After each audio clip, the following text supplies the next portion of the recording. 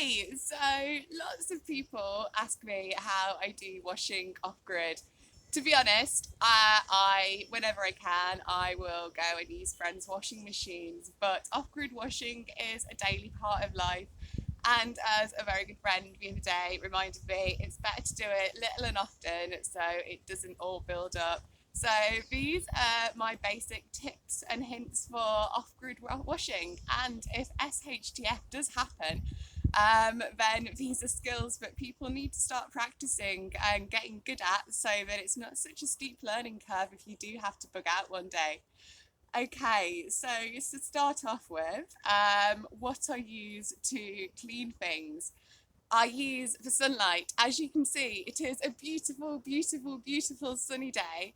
It's also, the wind luckily has calmed down a little bit, but it has also been very windy. So nature is going to help me clean my clothes. When these go out on the line to dry, then they will be being battered by the wind and bleached by the sunlight. So yeah, that's the first thing I'd like to state.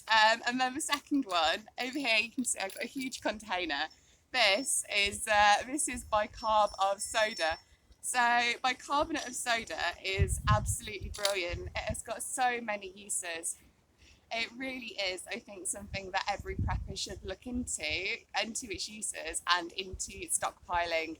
I think I got like 30 kilograms on eBay for about 30 quid, and that's lasted me about 5 years now.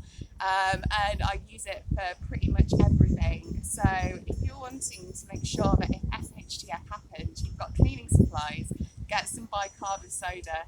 It also means that if you're going to be carrying things, you're not going to be carrying water weight, and it's not harsh, it's not chemical, it's natural. So it's not going to harm the environment, but you're stocking in as well, which if SHTF happens, I know won't be first thing on your mind. But if you're off grid, I want to be as eco-friendly and keep my carbon footprint as low as possible. And I definitely think something that stores pretty much indefinitely and has so many uses is something that preppers should own. So here is my washing bucket. I have just so this is something that you don't often see nowadays unless you've got an awesome band on stage. This is my washboard. So I really, oh gosh, that's my phone falling over. Sorry, bear with me. I shall pop that up. I did say it was a very windy, blustery day. So that's all right. Can you guys see that okay now? So this is my washboard. Washboards are absolutely fantastic, and this one is really, really lightweight. I don't normally like plastic things, and I would rather have a metal one, but they are quite difficult to find because they're not commonly used anymore. So for any stubborn stains or anything you want to give an extra clean, have a washboard. So the next thing, I previously had been making every single first wash boiled wash, but then my friend said with the bicarb you don't need to. So I've tried this today, and this is so my usual method would be with a plunger, but I've lost that. I'm not quite sure. I think I lent that out. Someone's borrowed it. So yeah, load of cloves, stir it, have proper hubble bubble toil and trouble moments, and so get that properly stirred up with bicarb in it. And then I bought this recently. I'm not usually up for gimmicky things, but a USB washing machine thing. This is what it looks like.